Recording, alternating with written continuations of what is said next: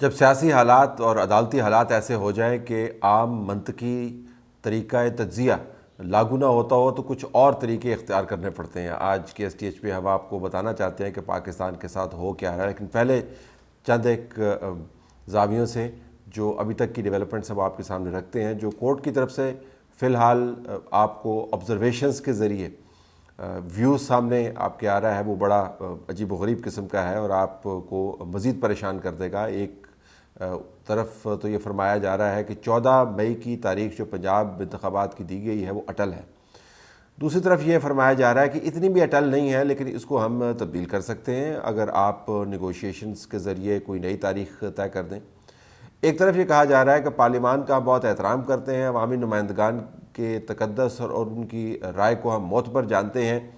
لیکن جو تاریخ آپ نے طے کرنی ہے وہ تاریخ طے کرنی ہے اس تاریخ کے علاوہ جو آلریڈی دی جا چکی ہے۔ ایک طرف یہ کہا جا رہا ہے کہ ہم اپنے فیصلوں کو نہیں بدل سکتے اور عدالت کا فیصلہ بدلنا کوئی مذاق نہیں ہے، لیکن ساتھ یہ بھی کہا جا رہا ہے کہ سراج الحق صاحب کمال کر دیا آپ نے ایک نیک کام کیا، اللہ اس میں برکت ڈالے، اور نیک کام کیا ہے کہ انتخابات آپ کو ایک ہی دن کروانے کا جو عمل شروع کیا ہے ہم اس کے اندر اپنا حصہ ڈال رہے ہیں۔ ایک طرف یہ کہتے ہیں کہ پنجاب کے اندر انتخابات 90 دن کے اندر ہر حال میں کروانے ہیں، تو پہلے اپنے فیصلے کے ذریعے اس کے اندر 14 دن کا اضافہ کر چکے ہیں، اور اب اس کے اوپر بھی آپ کو مائل نظر آتے ہیں کہ اگر سراج الحق صاحب کی تجویز کے تحت انتخابات کی ایک ہی تاریخ مقرر ہو جائے تو پھر وہ تاریخ تبدیل کر سکتے ہیں۔ ایک طرف یہ کہا جاتا ہے کہ عوام کا مینڈیٹ انتہائی اہم ہے، اس کے بغیر پاکستان کا چلنا ناممکن ہے، اور جب سیاسی بحران گہرا ہو جائے تو عوام کی طرف رجوع کرنا چاہیے۔ رجوع کرنے کے لیے اسمبلیاں موجود ہیں، لیکن کہا جا رہا ہے کہ ان اسمبلیوں کو آپ ڈیزالو کر دیں۔ اگر آپ نے ایک ہی تاریخ میں انتخابات کروانے ہیں تو قومی اسمبلی کو آپ کو ڈیزالو کرنا ہوگا، دوسری صوبائی اسمبلیوں کو بھی ڈیزالو کرنا ہوگا۔ تو جن عوامی نمائندگان کے ذریعے خداوند تعالیٰ کے حکم کے تحت آئین بنا اور اس آئین سے عدلیہ نے اپنی طاقت اخذ کی، ان نمائندگان کو پہلے گھر بھیجنے کا بندوبست کریں، اس کے بعد ان کو واپس لانے کا بندوبست کریں۔ یہ تضادات اتنے زیادہ ہیں کہ اگر آپ منطق اس کے اوپر اپلائی کرنا چاہیں تو منطق لاگو نہیں ہوتی کسی صورت۔ اگر آپ مجھ سے پوچھیں کہ اس میں سے ایک چیز جو سمجھ میں آنے والی ہے وہ کیا ہے، تو وہ سمجھ میں آنے والی وہ تاریخ ہے ستمبر کی، جس تاریخ پر چیف جسٹس بندیال صاحب نے ریٹائر ہو جانا۔ اب چیف جسٹس بندیال صاحب ریٹائر ہونے سے پہلے پاکستان کے تمام منتخب نمائندگان کو آئین کی وہ اطاعت کرواتے ہوئے جس کے اندر وہ خود بہت لچک کا مظاہرہ کر چکے ہیں اور کرنے کو تیار بھی ہیں، اپنی ریٹائرمنٹ کی تاریخ سے پہلے لائنوں میں کھڑا کروا کے ان سے ووٹ حاصل کروانا چاہتے ہیں اور عوام سے ووٹ دلوانا چاہتے ہیں۔ آپ کہہ سکتے ہیں کہ بہت اچھا کام ہے، ظاہر ہے جمہوریت کا کام ہی انتخابات کے ذریعے عوامی نمائندگان کو منتخب کرنا ہے، لیکن اگر چیف جسٹس بندیال صاحب کی اس تاریخ کے حوالے سے دیکھیں تو یہ تاریخ آئین کی اطاعت نہیں ہے، یہ ان کی ریٹائرمنٹ کی تاریخ کی اطاعت کرتے ہوئے وہ نظر آتے ہیں۔ اب آپ کہیں گے جی کہ کیا واقعتاً وہ صرف اپنے ریٹائرمنٹ کے بارے میں پریشان ہیں، اور ریٹائرمنٹ کے بارے میں اگر پریشان ہیں ان کو کیوں پریشان ہونا چاہیے؟ پریشان نہیں ہے، وہ اپنے لیے ایک لیگسی چھوڑنا چاہتے ہیں، اور انہوں نے اپنے آبزرویشنز کے ذریعے یہ بتایا ہے، اور کوئی بری بات نہیں ہے، اچھی بات ہے اگر کوئی اچھی لیگسی چھوڑنا چاہے، کہ ہم چاہتے ہیں کہ جب ہم جائیں تو لوگ ہمیں اچھے الفاظ میں یاد کریں۔ اب ان کے برابر میں جو دو جج صاحبان بیٹھے ہوئے ہیں وہ تو فوری جانے کے نہیں ہیں، تو فوری جانے کا جس کا موسم آ رہا ہے وہ جسٹس عطا بندیال صاحب ہیں، تو ان کو یہ فکر لازماً ہوگی کہ ان کے 2-2.5-3 مہینے کے بعد جب انہوں نے چلے جانا ہے تو لوگ ان کو کیسے یاد کریں گے۔ اور اگر وہ انتخابات کروا دیتے ہیں اور تمام سیاسی جماعتوں کو عملاً آئینی طریقے سے کان سے پکڑ کر لائن میں کھڑا کر دیتے ہیں کہ 2 ٹکٹ فلاں تاریخ تک آپس میں طے کرو کہ آپ نے انتخابات کب کرنے ہیں، اور اس تاریخ سے پہلے کرو، تو ان کا نام بڑا بن سکتا ہے۔ سب کچھ اس تاریخ کے ساتھ آپ کو جڑتا ہوا نظر آتا ہے۔ اب اس تاریخ کے تحت تمام جماعتیں کام کریں گی یا نہیں کریں گی اس بات سے قطع نظر، لیکن آپ کو ان جماعتوں کے زاویے سے بھی دیکھیں تو ایک مکافات عمل تو نظر آتا ہے، اس پارلیمان کے حوالے سے بھی دیکھیں تو مکافات عمل تو نظر آتا ہے، الیکشن کمیشن کے حوالے سے بھی دیکھیں تو مکافات عمل آپ کو نظر آتا ہے۔ وہ کیسے نظر آتا ہے؟ اس پارلیمان نے جو فساد کی جڑ ہے،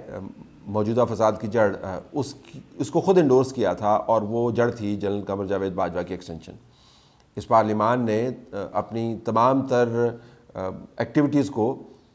ایک طرف رکھتے ہوئے جنرل قمر جاوید باجوہ کی ایکسٹینشن کو انڈورس کیا، اور اس کے بعد جو اس پاکستان کے اندر ہوا، اب تمام جماعتیں سمجھتی ہیں کہ وہ بدترین فیز تھی۔ اس الیکشن کمیشن نے طویل عرصے تک ایک بڑا اہم مقدمہ ہے فارن فنڈنگ کا، اس کو لٹکائے رکھا۔ اس دوران اس الیکشن کمیشن کے اوپر پاکستان تحریک انصاف کی طرف سے جس قسم کا گند اچھالا گیا، جس قسم کی اس کی تذلیل کی گئی، جس قسم کی اس کی حد تک کی گئی، اس کے اوپر نرم ترین رویہ رکھا۔ اب وہ الیکشن کمیشن جو ہے وہ کہتا ہے کہ اب اس کی عزت ہونی چاہیے، اس کی بات کو بے توقیر نہیں کرنا چاہیے، اس کے وزن کو محسوس کرنا چاہیے۔ اب یہ پارلیمان کہتی ہے کہ آپ ہمارے تقدس کو ملحوظ خاطر رکھیں اور اس کے برعکس کوئی کام نہ کریں۔ تو جب آپ نے اپنے لیے ایک فساد اور عذاب کا بندوبست کیا ہے، جب آپ نے اپنی بے توقیری کا بندوبست کیا ہے، جب جڑیں آپ نے رکھ دی ہیں اس خاردار درخت کی، تو پھر اس کی تکلیف تو آپ کو محسوس کرنی ہوگی۔ اسی اسٹیبلشمنٹ نے عمران خان کے تجربے کے ذریعے اپنی بدترین تذلیل کا بندوبست کیا ہے۔ اسی جوڈیشری نے اپنے فیصلوں کے ذریعے اپنے آپ کو ڈیوائیڈ کیا ہے اور ایک دوسرے کے اوپر ایسا کیچڑ اچھالا ہے آئینی طور پر کہ جس کی نظیر ریسنٹ میموری میں تو نہیں ملتی۔ تو یہ تمام ادارے جو عوام کے نام پر عوام کے مینڈیٹ کو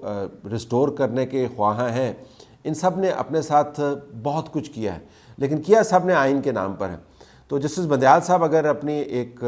ریٹائرمنٹ کی تاریخ سے پہلے تاریخ میں نام لکھوانا چاہتے ہیں تو کوئی ہونی بات نہیں ہے، کیونکہ جو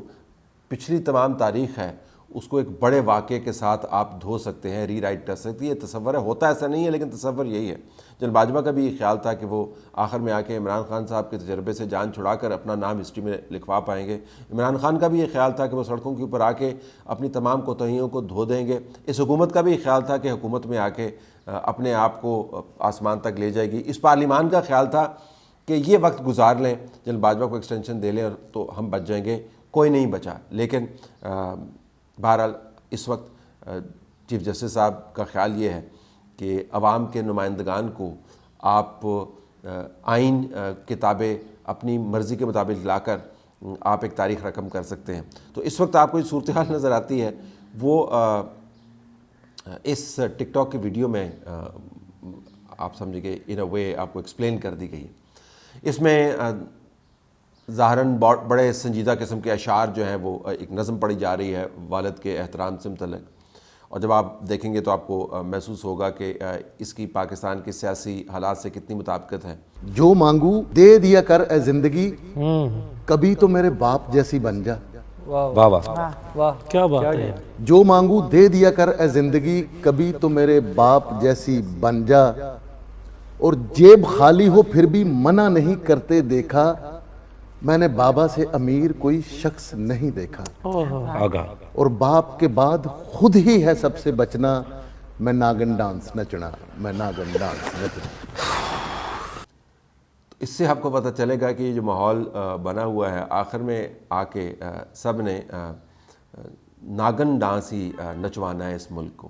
اس ملک کو اہم ترین معاملات کے نام پر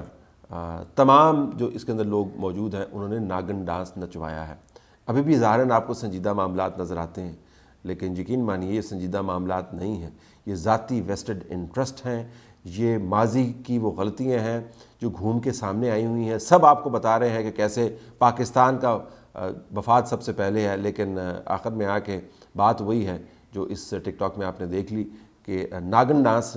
ناچنا ہے، لیکن نچوانا صرف فرق یہ ہے انہوں نے پاکستان کو ہے۔